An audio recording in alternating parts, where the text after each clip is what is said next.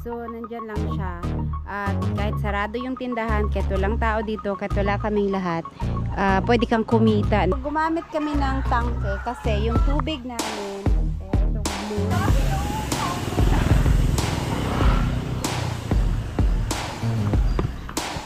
Hi everyone! Noong nag-upload po ako tungkol sa car wash, may mga nag-message po sa akin, nagtatanong kung magkano ang puhunan, ano yung mga kailangan. Kaya ayan, i-vlog ko na rin po kung ano yung mga kailangan ba at magkano ba kaya ang puhunan ng hulog 5 na car wash. Actually, itong ganitong negosyo, hindi siya matrabaho, no. Kahit tulog ka, pwede kang kumita kasi hindi ikaw yung nagtatrabaho, hindi naglilinis. So, ang kailangan mo lang gawin, kagaya dito sa amin, ang ginagawa ko lang is tuwing umaga. Kasi, ang dumi-dumi dito, daming putik. Kaya tuwing umaga, nililinis ko siya mga ganitong oras kasi kadalasan yung client, yung naglilinis dito mga alas 6, alas 5 ng umaga. Dahil galing sila sa bahay nila, papasok sa trabaho. Kaya paghuhugas nila ng mga motor nila at ang dumi, ang mapuputik yung daanan nila. So, ito, nililinis ko siya, tinatanggal ko lang yung putik kasi pag sobrang dami naman na-i-slide rin sila dyan. Araw-araw, yun ang gagawin mo, hindi siya ganun katrabaho. Ito lang, sa umaga lang nililinis para hindi naman madulas sila dito.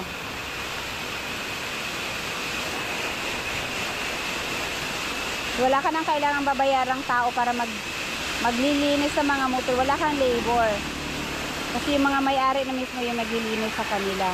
Tapos hindi mo kailangang bantayan tuwing may maghuhuga. So kahit na may ginagawa ka, kahit na natutulog ka, pwede kang kumita. Kahit na pa konti-konti lang. At least pang dagdag income lang. Kaya lilinisin ko muna.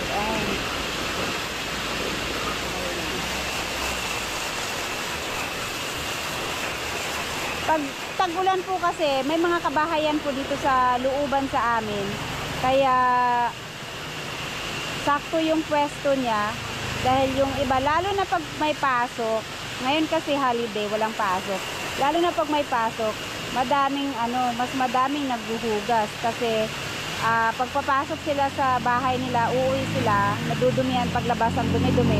Bago sila papasok, ililinis muna nila yung mga motor.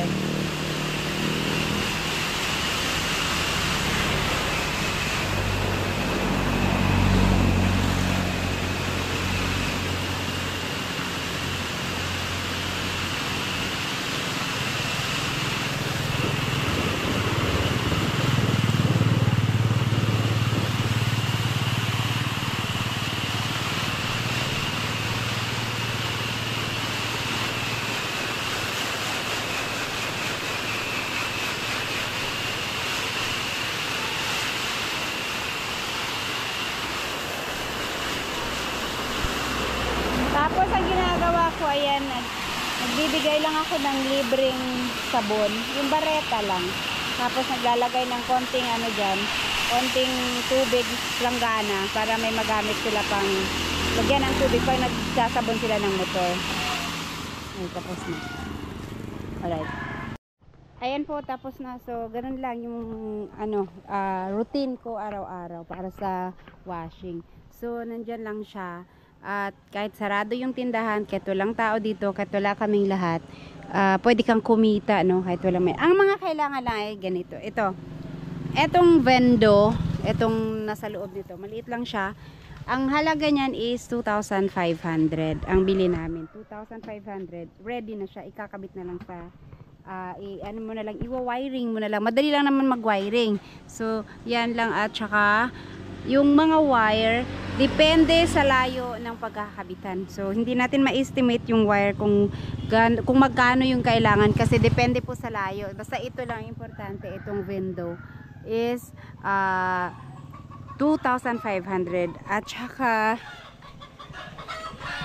kailangan mo ng itong pressure washer. Itong pressure washer ay ano lang siya, 6,200 pesos. So yan. Ay tinakpan lang namin ng yero kasi ang daming manok. May manok na baka maanuhan ng manok. So ganito lang yung gamit namin na pressure washer. 6,200 pesos po ang bili namin ito. Tapos ito gumamit kami ng tangke kasi yung tubig namin, itong blue, dalawa yung blue namin nasa loob, nasa likod yung isa. Yung ano kasi, yung tubig namin dito sa Nawasa, yung supply niya is hindi siya continuous, namamatay siya pag mga tanghali na nawawala. Kagaya ngayon wala nang tubig. Eto umaagos lang siya, nalalagyan kasi may isa pang tangke sa loob. Pagka nabawasan siya, automatic siyang nadadagdagan ng tubig tapos nag-i-stop ng kusa kasi nilagyan ni Buyog ng stopper. So yan, nabibili din naman yan sa mga hardware. Kung malakas naman ang tubig nyo at continuous yung tubig na agos na yung Nawasa, pwede nang ganito lang kalaki yung gamitin yung tangke. Itong isang ganito lang. Ito mura lang to 500 pesos lang yan. Itong drum na ganito 500 pesos lang siya. Kami kasi wala kaming tubig kaya bumili kami ng ganito. Pagka wala kayong tubig kagaya sa amin, itong ganitong tangke is 1,800. 1,800 po ang isang ganito. Ano to? Hindi ko alam ilang liters. Basta itong malaking drum na sabon ata ang laman nito. Ang benta dito sa amin is 1,800 pesos. So yun lang po ang mga kailangan. Pinakakailangan yung pressure washer at saka yung vendo. Tapos yung mga wiring na niya, depende na lang sa layo ng pagkakabitan ng wire ng area nyo. So yun, kagaya po sa amin, ang kuryente namin ay hindi po siya ganun kalaki ang nadagdag. Siguro nasa 1 to 200 pesos lang yung nadagdag na kuryente. Tsaka yung sa tubig naman, ganun lang din po, mga 1 to 200 monthly. So depende po yan sa lakas at sa gaano kabilis yung gamit ng tubig at saka ng kuryente.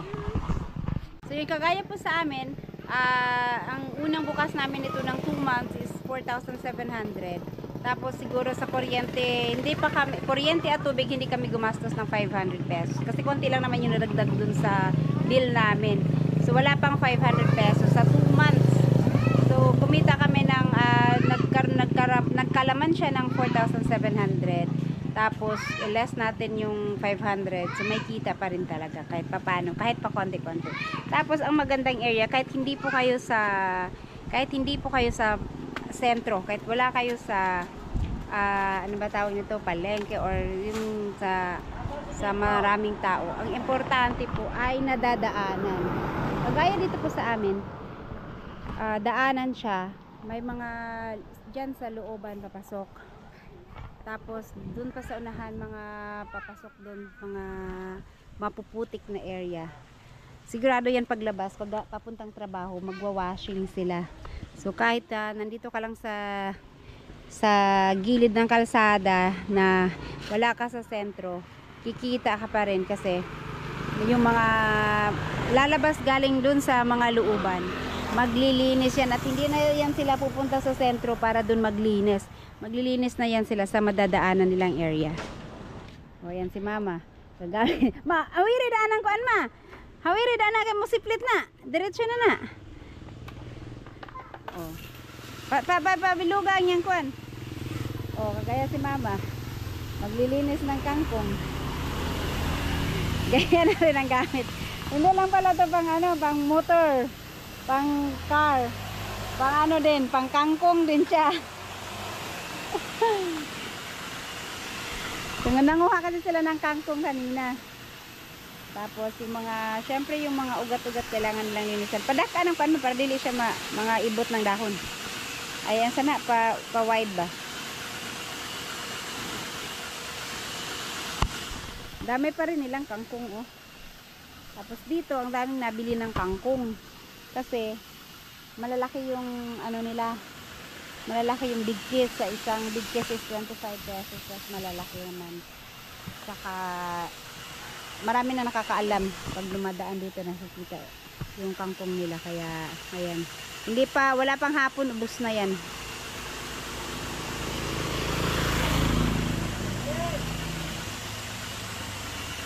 So yan na rin ang panglinis ni mama. 5 pesos namin is 3 minutes, kaya malaki na rin yung malilinisan sa 5 piso. Kasi 3 minutes naman siya mauubos, matatapos. Mga ganito, piso wifi, yung piso wifi din, kahit na walang tao din, kikita ka din kasi basta naghuhulog lang sila dyan. Importante, mayroon silang may upuan na stayhan.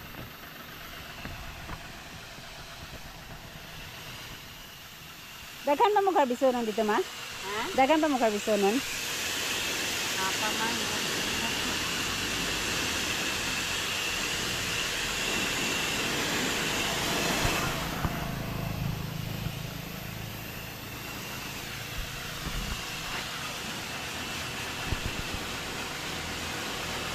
Matagalin ng 3 minutes.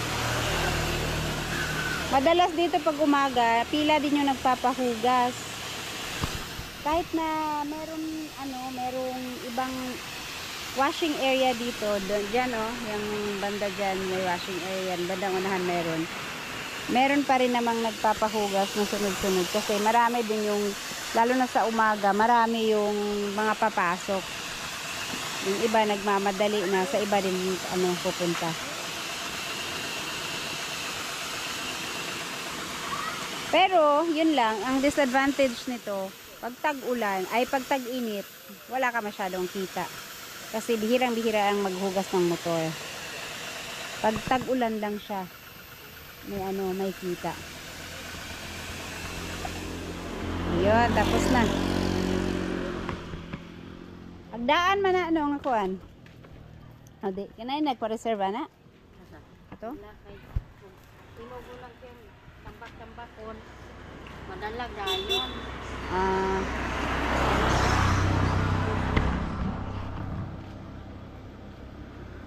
So ayan po sa mga nagtatanong at gustong magtayo din ng ganito. Okay naman siya, hindi siya ganoon kalaki yung puhunan. At kami nga, ang nangyari nito nauna ko binayaran yung tawag nito. Nauna ko binili yung drum. Tapos yun, inassume ko na lang yung kay Kabugoy. Pero 2 beses ko siyang binayaran dyan. Ayan. Isa din siya, mag-washing. Maganda maglibre ka ng sabon kasi kung naglibre ka ng sabon at saka ganito, at least pag naghugas sila, magsabon, possible 2 beses sila maghuhulog. Kasi ang 5 pesos, pwede nang hugasan yung isang motor. Pero pag nagsabon sila, 2 beses ka maghuhulog talaga. Ang diyan sa unahan, wala silang sabon, kaya mas advantage pa rin yung may libre kang sabon. Hindi naman siya ganun hindi ka naman malilibre pag naglibre ka ng sabon. Kasi ang isang bareta, matagal din naman maubos. Kaya hindi lahat gumagamit ng bareta. Yung iba, bumibili sila ng Joy. Yun yung ginagamit nila, Joy na panghugas. Lalo na yung magagandang motor, kung hindi Joy, shampoo yung ginagamit nila. Pero yung iba, ito lang din yung ginagamit nila. Ayan, sa 3 minutes, nahuhugasan na yung motor mo. Malaki na rin ang 3 minutes. Mahaba na rin ang 3 minutes.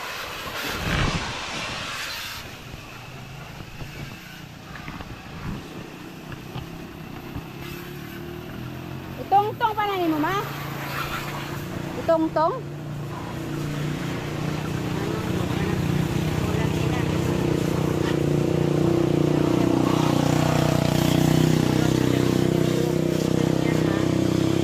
Tanon pa na kuan.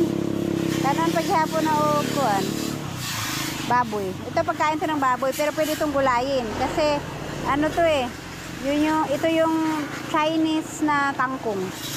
Pero pinapahaba nilang sadya kasi mas malaki ang kita sa pambenta na pagkain ng baboy kaysa yung ibenta nila per kilo na yung panggulay.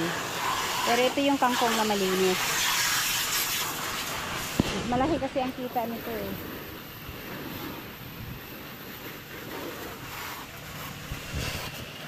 Kaya nagugas kasi hindi pa tapos yung 3 minutes na. Ito lang.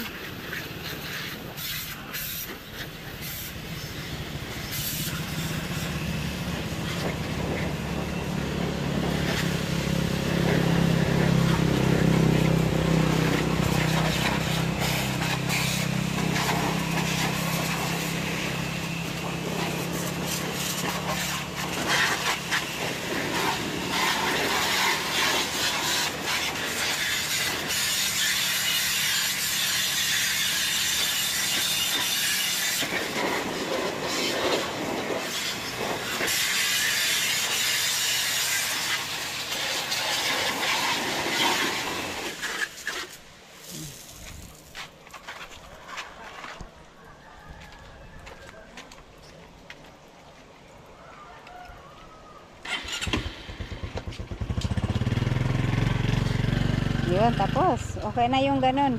Kasi mamayang hapon, maputik na naman ulit yun. Kaya hindi sila nagsabon ng nagsabon, ha? Gano'n na. Di, ay, ang kato ba? Ayaw lang dito butangin sa ubos. Kaya ang tubig, matrap man ang tubig. Dire na si babaw. Matrap man ang lapok na og tubig. Gano'n lang. Paslop kasi ito ng konti. Doon ang bagsak ng tubig. Kaya pag nilagay niya dyan, maharang yung tubig. So yan po, pagka gusto nyong maglagay ng ganito, dapat yung area nyo po ay daanan ng daanan na kalsada, tabing kalsada. Meron ako mga nakikita sa palengke, pero hindi siya yung daanan ng galing sa mga bukid. Maganda talaga maglagay kapag daanan sa galing bukid. Kasi syempre, doon yung napuputikan yung motor nila. Pagka nasa highway ka lang, sa sentro ka lang, ano lang yan eh, semento yung dadaanan. Kaya, ano lang, matagal bago madumihan yung mga motor nila. Itong ganito talaga yung mabilis magdumi ang motor galing sa mga bukid-bukid. Tsaka yung iba, pag sobrang maputik na yung motor nila, hindi na sila pupuntang sentro kasi nahiya sila yung motor nila sobrang dumi. Kaya kung ano yung nadadaanan nila sa mga tabing kalsada lang, doon na sila naglilinis. Ayan, pang finishing touches si mother sa kanyang kangkang. Lugay na kada og 10 pesos, may kaduha na ka naghulog. Sa bagay, yung isang big kiss nila is 25 pesos. So, wala pang isang big kiss yan. Tinulog ni mama. Tomate. Mag-adobo ka, te. Tinapa kong tuon. Tinapa sa gulag dragon. Sa gulang dragon.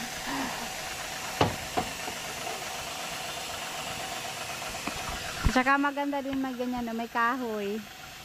Pag naglilinis sila, hindi sila sentro sa init.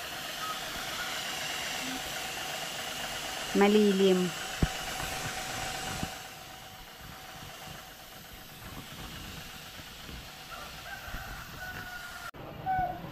So ayan po, ilan sila sa mga maagang naghugas kanina umaga, no? So sila yun, minsan pag may naghuhugas na dito sa looban, kagaya niyan, sasabon pa, habang nagsasabon, may iba na nagmamadali na, doon na lang sila sa may labasan. Wala pa man sila. Wala, bantay. Pati yung mga kaalis lang din na motor, tatlo ata yun, katatapos lang din na naghugas, no? So yan talaga pag umaga, busy sa umaga. Minsan nga madilim pa talaga, kaya na may ilaw kami dyan nilagay para kahit madilim na may nakakapaghugas. Minsan may madaling araw, alas 4 naghugas na dyan.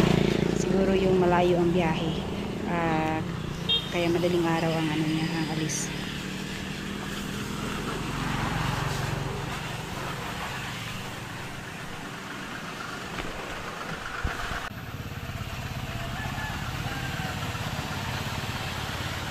Ya words, tangkong naman po ni. Abaya. Okay na mo. Yung guys. Ay.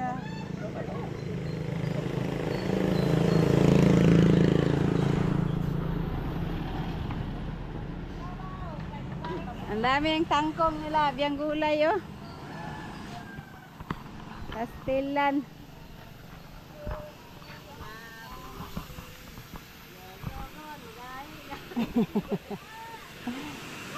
Ah. Oh, yeah, oh, do it na mo. Kung imong pagsunda mo ko yung sino.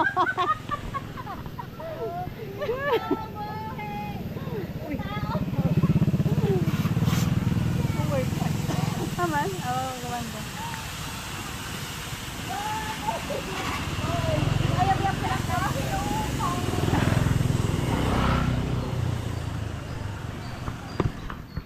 Isda, pandaw mo lagi na mong sudan kahapon, tibuk adlaw, pandawan. Lami ra man pud siya. Tilugon man daw na nga pandawan.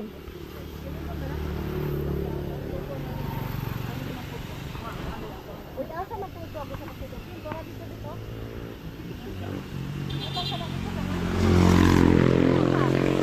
Kaya ang taba mo isda. So yan po sa mga nagbabalak, gustong magtayo nito. Sana nakatulong po ang video ito. Maraming salamat po and until next time. Bye-bye.